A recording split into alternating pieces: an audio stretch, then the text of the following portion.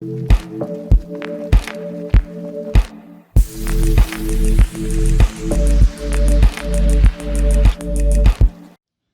up YouTube, your boy the Flying Spanner here. Today we are unboxing the Qantas -8, the Qantas Bombardier -8 Q200.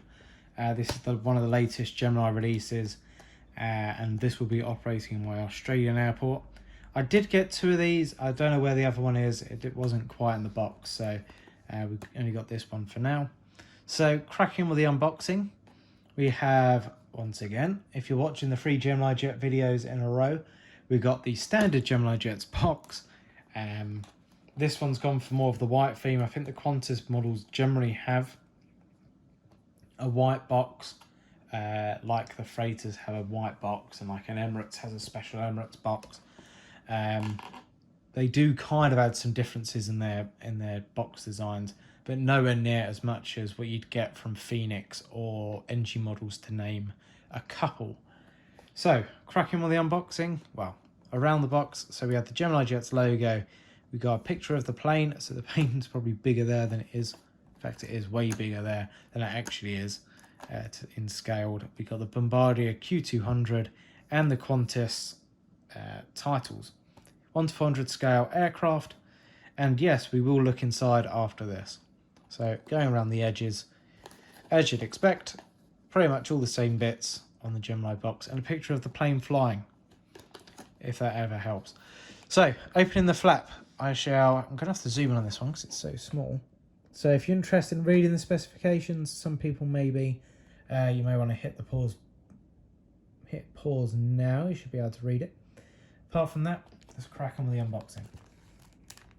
So it's been ages since I've done a Q400, or I don't think I've ever done a Q200. They're absolutely tiny.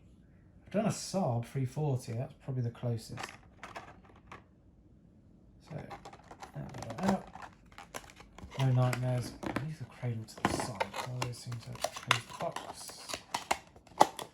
Put that there, there, on top. Wow, it doesn't even hold the flap down. So, what I'm going to do, bring this baby really close and zoom. So this is going to be a very hard one to do an overview. It's going to be a very quick one because it's so small. But they've gone into loads of detail here. I kind of have to look at the camera to see it all. So the Q400 is a bit weird. So all the avionics and stuff's all done through the 2 little hatches on the side.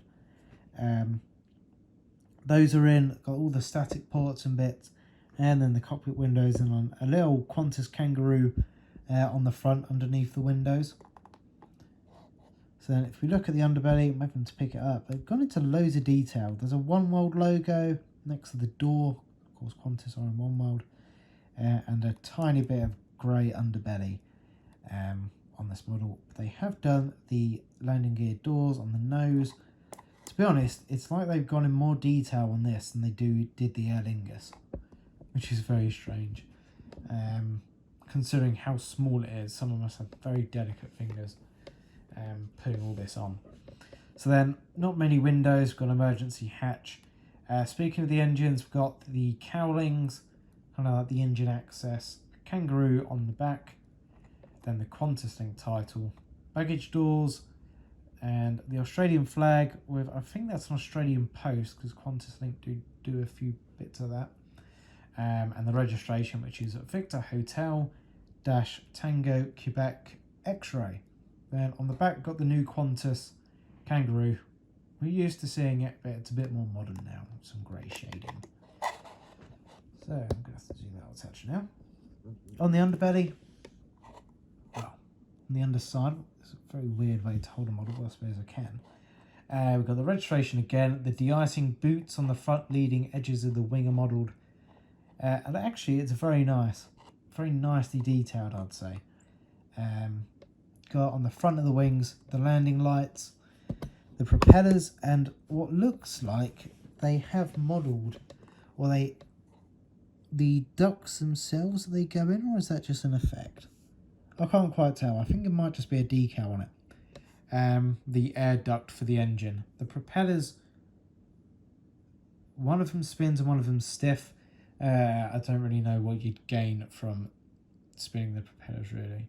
So I've got to be very delicate not to break this little pane. So look at the landing gear, so small. But yeah, that pretty much sums up this model review. I hope you've enjoyed it. And yeah, feel free to stick around and hit another link on another model unboxing. Thanks for watching, adios and goodbye.